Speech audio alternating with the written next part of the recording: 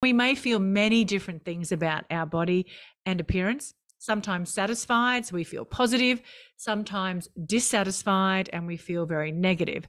And sometimes it's a bit of both or may even be neutral. Either way, our body image can influence the way we engage with the world around us.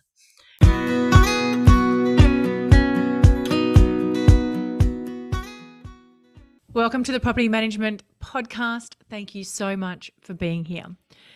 Now, I want to talk about something that has been on my mind for the past 50 years. And if you are a woman, chances are it's been on yours pretty much since the day you were old enough to have memories too. And that is the topic of body image. It is something that is either celebrated or haunts many women, regardless of age, ethnicity, or social status. And of course, it's not just women. Many men are also affected by body image issues as well. Now, according to the Butterfly Foundation, the national charity for all Australians impacted by eating disorders and body image issues, and for the family, friends, and communities who support them, our body image is formed by the thoughts, feelings, attitudes, and beliefs we have about our bodies and how we look. This includes our shape, size, weight, gender identity, and the way our body functions for us. And we may feel many different things about our body and appearance, sometimes satisfied, so we feel positive, sometimes dissatisfied, and we feel very negative. And sometimes it's a bit of both or may even be neutral. Either way, our body image can influence the way we engage with the world around us. Now tell me, how many of you who have looked back at an old photo of yourself and thought, oh my God, I looked so hideous or overweight back then? But now with fresh eyes, you realize that you were anything but fat or ugly or all the negative things that you told yourself back then. And I know not everyone has that inner mean girl like I do. So I guess I'm here speaking to those of you who, regardless of how much weight you've lost, what size your clothes are, or how fit you are, or how healthy you feel, your inner voice is still telling you all these negative things. And the trouble with that voice is that we often believe it. We think that is who we are, instead of realizing it is just something we are thinking. And of course, we have the power to change what we are thinking. But that topic is for a whole other episode. Okay, tell me, would you like to make maintenance your superpower?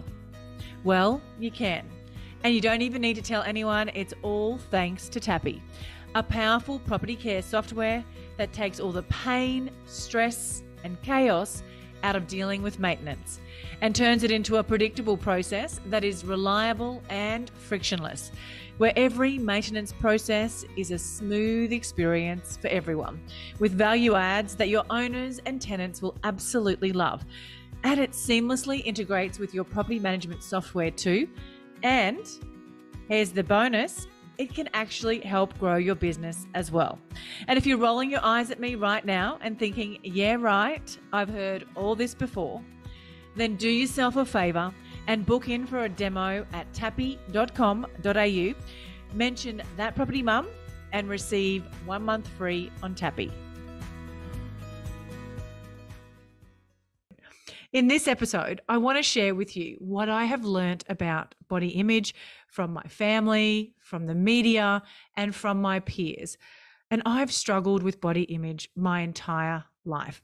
I've blown out many times and I've shrunk down a few sizes too small.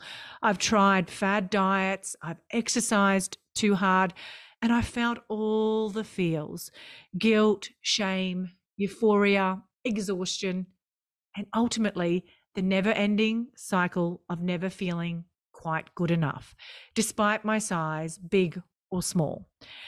And I blame Barbie. No, not really, but for generations of women since 1959, Barbie has been the epitome of an ideal woman. The long limbs, the hourglass figure, the tiny waist. There was no hope for mortal women after her invention. So let me go through the decades and I'll only do this very briefly, so don't worry. But I want to share with you the messages that I was told or received about body image. And it's no wonder there is such a prevalence of eating disorders worldwide. In fact, some stats that I found online said that over 70 million people worldwide live with disordered eating. But that's not what I'm talking about in this episode. I want to talk about body image. So let's start with the 70s. For me, this was the diet era. Diet pills, extreme diets, and even though I was really young, I do remember my mother was always on a diet of some sort. The soup diet, the cabbage diet, the water diet, the grapefruit diet. I'm pretty sure she even tried the air diet at one stage as well. You name it, she was always on it, consumed by it, actually. I remember riding the wave of her emotions. When she was losing weight, she was happy and euphoric. And when she was in her binge phase, she was moody and irritable, depressed almost. Dieting was how you dealt with body image in that decade.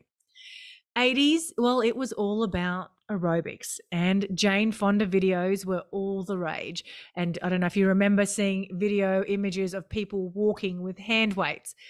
It was all about burning calories, not moving your body. And I remember waking up and my mum was doing the grapevine in the lounge room and going to bed, and my mum was pulsating her leg lifts. And if you haven't ever watched a Jane Fonda video, you won't know what I'm talking about. But they were classic moves in her video. Now, the fad diets were replaced by exercise gimmicks throughout the 80s. The 90s, well, this was where I was most personally affected by body image. This is where my unhealthy body image grew wings. It was the waif era. Supermodels not getting out of bed for less than $1 million a day, and famous stories getting around about the models eating tissues to maintain their heroin chic look. They donned the covers of all the magazines, airbrushed beauties, the epitome of what women should be aspiring to look like. The result on the reality was disordered eating mayhem. Anorexia, bulimia, binge eating, and exercise abuse all wreaked havoc. I have many family and friends who've experienced all of the above, and I'm sure you have too. For me personally, this showed up as an addiction to exercise. If I didn't train 2 or even 3 times a day, I felt guilty, lazy, horrible. I'd beat myself up, I'd say horrible things, and every day I was consumed with how, when, and what I was going to do for exercise. I loved sport, and sport has always been a social thing for me, but I gave up many of my sports as I didn't feel like it was making me skinny enough. I wasn't working as hard if I wasn't running, swimming, or gymming on my own. And it was an addiction and it consumed me. Can anyone else relate to that? There's been so much talk of stress, overwhelm, and burnout in property management lately. Do you want to know how I overcame all of that? Yes, I hit rock bottom multiple times, but I got myself a virtual assistant. Actually, not just one, but 3. But I didn't just get any VA, I got a PMVA. What are they? Well, they are the most well-trained in the business. And not only that, you also have a backup VA, so that essentially your business is never without admin support ever again. And my health, time, and business has never looked back. Your PMVA can take care of tasks like rent arrears, lease preparation and renewals, maintenance follow-up, routine inspection bookings, data entry, audits, prospecting, inbox management, and so much more. And the best part of implementing a PMVA in my business was that it freed up my time and my team's time to take care of important things like customer service. What makes me feel so safe is that PMVA is owned by Tiffany Botel, both here and in the Philippines, making my data secure and giving me more control over the VA arrangement. So head to the link in the show notes to book in your discovery call with Lady Boss Tiff.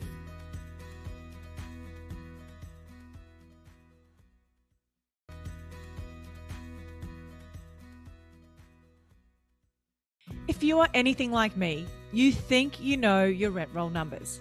Well, I thought I did until I had a rent roll health check, and I was quite literally shocked. The money I was leaving on the table was astounding, and this is not something that I'm proud to admit. There were missed management fees, let fees, advertising, and lease renewal fees not being charged, and properties even without bonds. And all of this was happening despite monthly audits being conducted in my business. So how did I uncover all these gaps in my valuable income? Well, I had a rent roll due diligence from my good friend Tazi, aka the Rent Roll Queen and founder of the Tazi Way, a specialist in rent roll due diligence, business valuation, and management rights. The Tazi Way is the innovative force driving the real estate industry. With 25 years of business and real estate acumen, they find gaps and risks in your agency to find undiscovered value. If you'd like to book your business in for a rent roll due diligence, head to the link in the show notes and mention That Property Mum for a 10% discount. The 2000s, well, that was a decade of motherhood for me and dealing with a pregnant body and all the changes that brought. I developed a newfound appreciation for what our bodies go through as women and what we are designed for with carrying and birthing children. And I mostly enjoyed letting myself be pregnant without the body shame.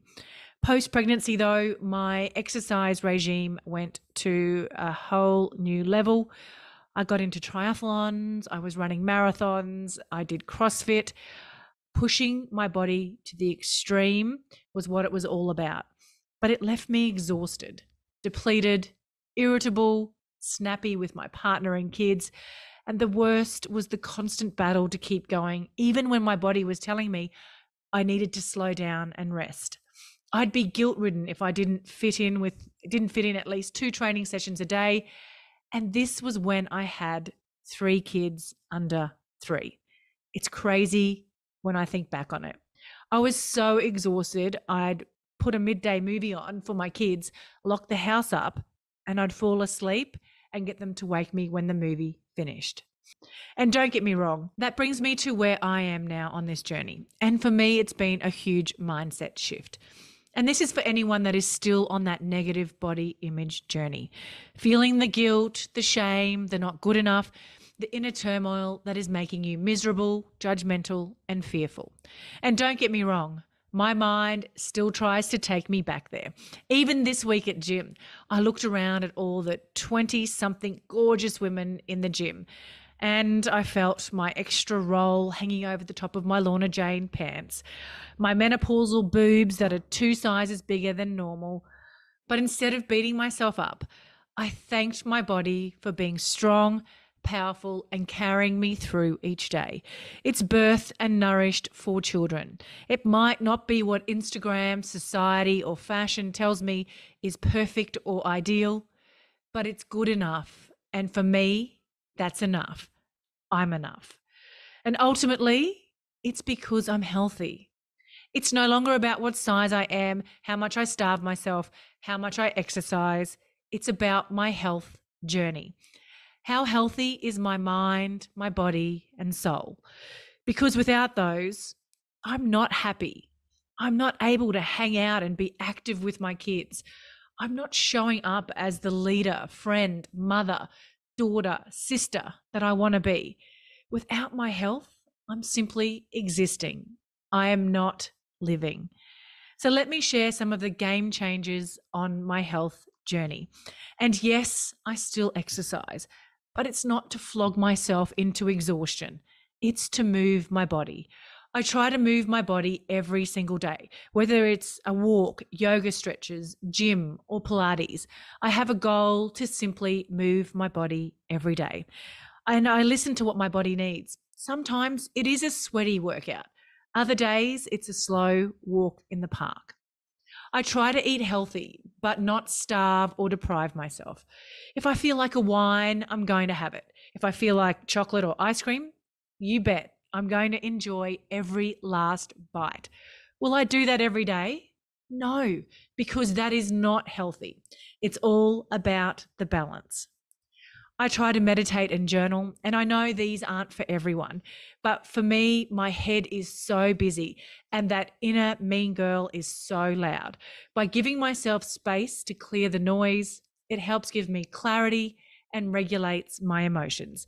It's also been a great way to unlock some of the trauma and triggers that I've avoided dealing with over the years through other unhealthy habits like over-exercising and drinking. It's also the key to reducing stress and anxiety for me personally. I try to connect with people regularly, whether that is my family, my friends, my own coaches and mentors. This makes me feel like I'm part of a tribe. And more often than not, by connecting with others regularly, you realize that what you are going through is not unique. You're not strange or weird, and others are exactly the same or similar to you. But probably one of the biggest things for me is allowing myself self-care, spoiling myself with a massage, a soak in the bath, a shopping spree, or weekend getaway. For years, I felt guilty doing anything for myself. I felt it was selfish. Ultimately, though, by not giving myself self-care, I got resentful, bitter, and judgy.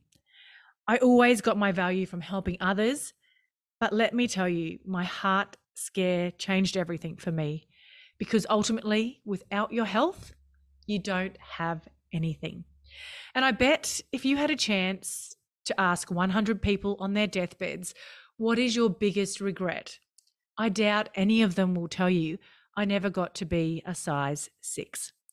And I guarantee it would be not looking after their health. My mother spent decades trying to be skinny, smoked a packet of 50 cigarettes a day for 30 years because she thought that kept the weight off her. And she finally did get skinny when she had bowel cancer and then a stroke. And now she's confined to a wheelchair and in a nursing home, largely because that body image in her head was so unattainable. It's not about your body's size, shape, weight, or structure. It's about your health. And the sooner we collectively accept, promote, and share this, the less our future generations will have to struggle with body image. So thank you to anyone listening to this personal episode. And if this resonates with you or you feel like someone in your world needs to hear it, please share this episode with them. Thank you. Property inspections, entries, exits, incomings, outgoings, routine inspections, whatever you call them, you have to do them. And I remember when I first started as a property manager, you had to handwrite the reports and take notes on a digital camera, then upload the photo memory card to your computer and hope and pray that they weren't all blurry or your computer had enough memory to store them. But gone are those days, thanks to Inspection Express. Now, Inspection Express is not only the #1 tool used by leading property managers across Australia and New Zealand, but the leader in groundbreaking new tech in the industry with the launch of 360-degree virtual tours. Now, virtual tours is upping the ante, giving landlords, owners, and directors unparalleled 360-degree virtual access to their properties. So head to the link in the show notes to book in your free demo with Inspection Express. Can I ask you a quick favour before you leave this episode? Now, we all know how important reviews are for businesses these days, and mine is no different. If you could spare just a minute to follow, rate and review this podcast, it would mean a lot to me.